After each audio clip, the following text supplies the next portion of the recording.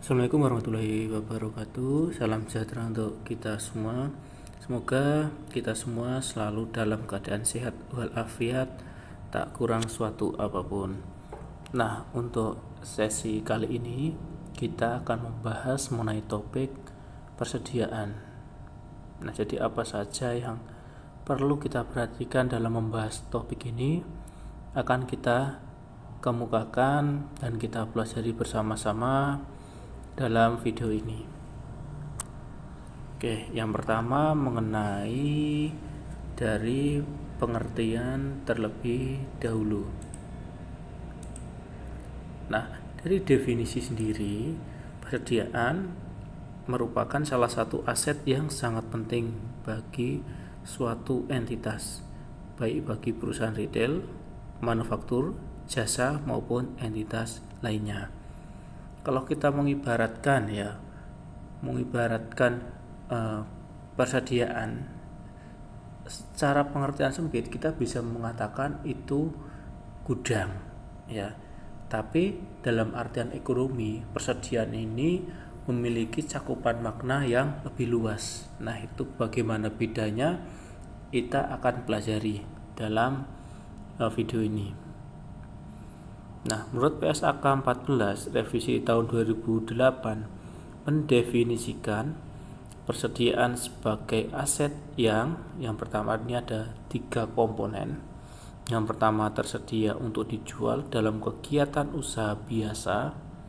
Yang kedua dalam proses produksi untuk penjualan tersebut. Dan yang ketiga dalam bentuk usaha perlengkapan untuk digunakan dalam proses produksi atau pemberian jasa. Nah, jadi kalau kita melihat pengertian dari PSAK nomor 14 sendiri, jadi cakupan makna dalam arti sempit gudang itu memang tidak dibenarkan. Kita baru meninjau dari definisi, yakni menurut PSAK nomor 14. Nah, kemudian kita membahas mengenai klasifikasi persediaan. Klasifikasi persediaan antara satu entitas dengan entitas lainnya dapat berbeda-beda.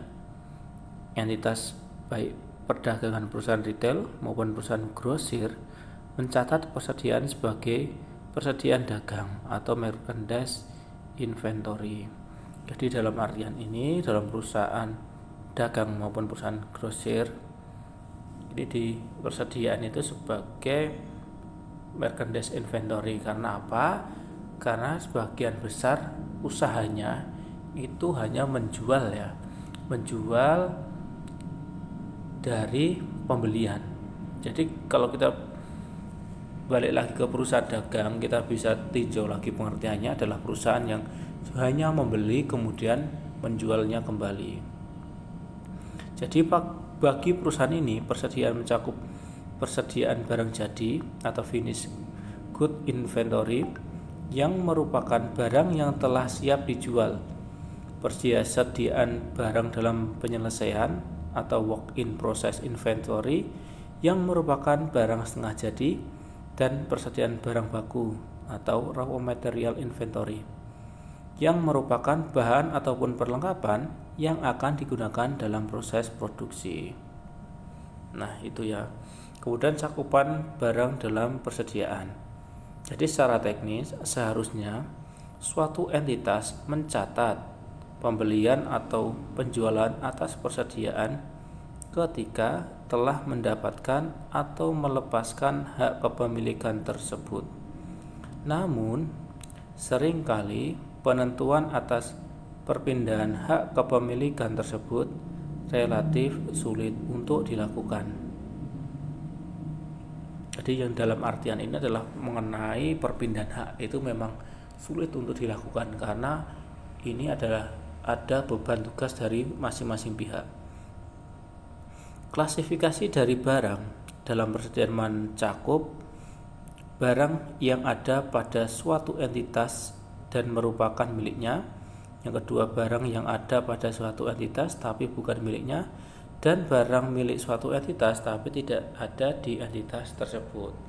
Jadi cakupan barang persediaan itu ada 3 hal itu tadi ya.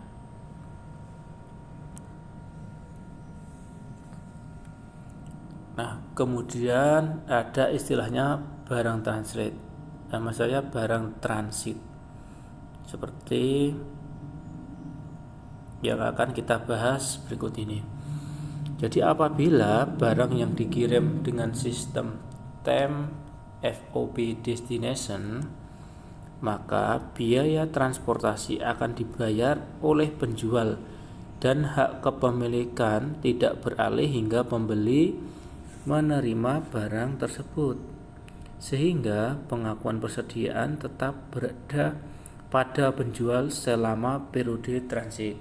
Jadi apabila barang transit, misalkan ada proses pengiriman, jadi selama proses pengiriman itu masih menjadi stok persediaan dari si penjual.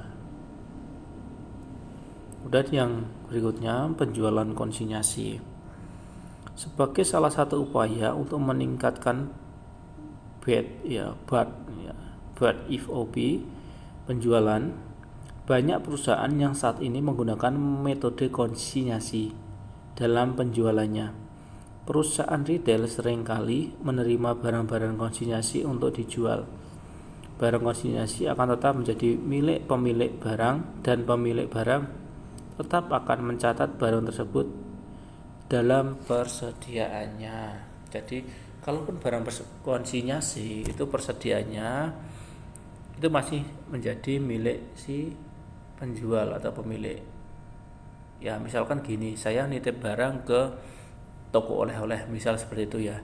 Nah, stok yang ada di toko oleh-oleh selama barang tersebut belum laku atau belum terjual, itu masih menjadi stok saya. Jadi bukan stok toko oleh-oleh tersebut. Nah, seperti itu ya mengenai penjualan konsinyasi. Kemudian berikutnya, barang atas penjualan dengan perjanjian khusus. Jadi ketika transaksi penjualan dilakukan dan hak kepemilikan telah beralih, maka seharusnya risiko dan manfaat dari kepemilikan juga beralih dari penjual kepada pembeli. Namun demikian, dapat terjadi di mana penjual masih memegang risiko dan manfaat dari kepemilikan atas barang tersebut pada penjualan dengan perjanjian pembelian kembali. Maka pembelian tidak dapat mengakui perjanjian tersebut sebagai penjualan dan tidak mengurangi barang tersebut dari persediaan. Jadi ini adalah kesepakatan antara kedua belah pihak, antara pembeli dan penjual. Jadi apapun yang diputuskan itu sudah menjadi kesepakatan dari pembeli dan penjual di luar apa yang sudah saya sampaikan sebelumnya. Nah, oke, kemudian yang kedua kita membahas mengenai pengukuran persediaan. Nah, menurut PSAK 14 ya di revisi 2008 menyatakan bahwa diukurnya berdasarkan biaya atau realisasi neto, mana yang lebih rendah. Jadi pada bagian ini akan dijelaskan mengenai biaya yang termasuk dalam biaya persediaan, rumus biaya yang dapat digunakan oleh suatu entitas yang mencerminkan asumsi arus yang mencerminkan pengeluaran biaya persediaan, metode nilai realisasi neto, dan metode lainnya.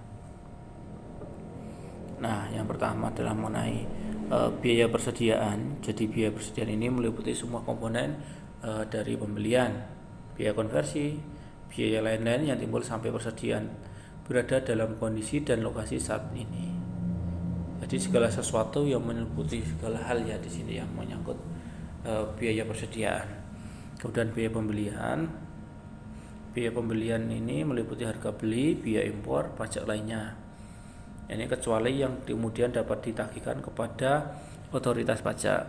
Biaya pengangkutan, biaya penanganan, biaya lain-lain yang secara langsung dapat diatribusikan pada perolehan barang jadi, bahan, dan jasa. Jadi segala sesuatu yang kita beli itu ataupun kita gunakan dalam proses ini masuk ke biaya pembelian.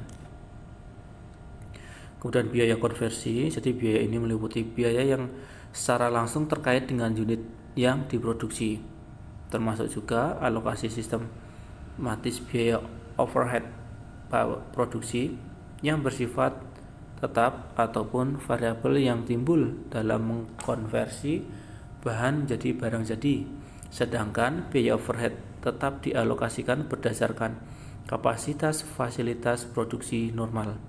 Apabila suatu entitas mengalami produksi yang rendah, maka pengalokasian jumlah overhead tetap per unit produksi tidak bertambah, dan overhead yang tidak teralokasi diakui sebagai beban atau periode yang terjadi. Dan biaya lainnya, jadi yang termasuk dalam biaya lainnya misalkan biaya desain dan biaya praproduksi yang ditujukan untuk konsumen yang spesifik.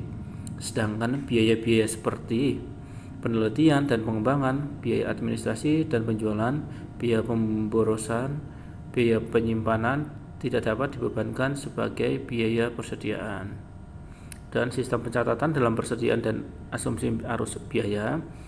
Dalam melakukan pencatatan persediaan, teknis pencatatan persediaan terkait juga dengan sistem pencatatan persediaan yang digunakan oleh entitas. Entitas dapat menggunakan sistem periodik atau sistem perpetual. Nah, ini ada ya istilahnya sistem periodik dan sistem perpetual. Jadi dalam menentukan biaya persediaan, suatu entitas akan melakukan banyak transaksi yang terkait dengan pembelian persediaan atau bahan baku dan proses produksinya. Dalam melakukan pembelian tersebut, harga beli yang terjadi dapat berbeda-beda. Standar akuntansi tidak mengatur bahwa suatu entitas harus memiliki asumsi arus biaya yang sesuai dengan arus fisik persediaan. Jadi terdapat 3 alternatif ya di sini ya, yang bisa dipertimbangkan oleh entitas, yaitu metode identifikasi khusus, ya masuk pertama keluar pertama, maksudnya first in first out, dan rata-rata tertimbang. Nah, metode identifikasi khusus ini berdasarkan metode ini, maka entitas harus mengidentifikasikan barang yang dijual dengan 3 jenis dalam persediaan secara spesifik. Metode ini pada dasarnya merupakan metode yang paling ideal karena terdapat kecocokan antara biaya dan pendapatan, ada matching cost against revenue. Tetapi karena dibutuhkan pengidentifikasian barang persediaan secara satu persatu, maka biasanya metode ini hanya diterapkan pada suatu entitas yang memiliki persediaan sedikit, nilainya tinggi, dan dapat dibedakan satu sama lain, seperti galeri lukisan. Contoh dari contoh dari entitas yang menggunakan metode ini adalah perusahaan yang menjual permata atau perhiasan, barang antik atau barang seni, mobil mewah, dan sebagainya. Nah, kemudian metode biaya masuk pertama dan keluar atau biasa disebut dengan first in first out ini mengasumsikan unit persediaan yang pertama dibeli akan dijual atau digunakan terlebih dahulu, sehingga unit yang tertinggal dalam persediaan akhir adalah yang dibeli atau diproduksi kemudian. Penggunaan metode ini menghasilkan laporan posisi keuangan yang sesuai dengan nilai gini perusahaan. Sedangkan kelemahan dari penggunaan metode ini adalah tidak merefleksikan nilai laba yang paling akurat, karena metode ini kurang cocok antara biaya dan pendapatan. Kemudian metode rata-rata tertimbang ini digunakan untuk maksud saya dengan menghitung biaya setiap unit berdasarkan biaya rata-rata tertimbang dari unit yang serupa pada awal periode dan biaya unit serupa yang dibeli atau diproduksi selama suatu periode. Ketika suatu entitas menggunakan metode rata-rata tertimbang dengan sistem perpetual, maka nilai rata-rata dihitung setiap ada pembelian. Kemudian nilai realisasi neto dan penurunan nilai persediaan. Nilai realisasi neto merupakan estimasi harga jual dalam kegiatan usaha. Biasa dikurangi estimasi biaya penyelesaian dan estimasi biaya yang diperlukan untuk membuat penjualan. Persediaan akan dinilai pada nilai realisasi netonya apabila biaya persediaan yang didapat dari penggunaan metode identifikasi khusus atau MPKB atau first in first out itu tadi atau rata-rata ini lebih tinggi dari estimasi nilai yang akan diperoleh kembali. Dan jadi ada suatu pernyataan di mana ketika suatu entitas memiliki kelompok produk yang sejenis, penerapan penilaian persediaan dengan menggunakan metode nilai yang lebih rendah antara nilai yang berdasarkan biaya dan nilai realisasi neto dapat diterapkan untuk barang secara individual ataupun kelompok. Maksud saya dengan menggunakan metode ini, nilai terendah antara biaya dan NRV, maka entitas harus melakukan pencatatan terkait dengan dampaknya terhadap laba karena terdapat penyesuaian dalam nilai beban pokok penjualan yang dicatat.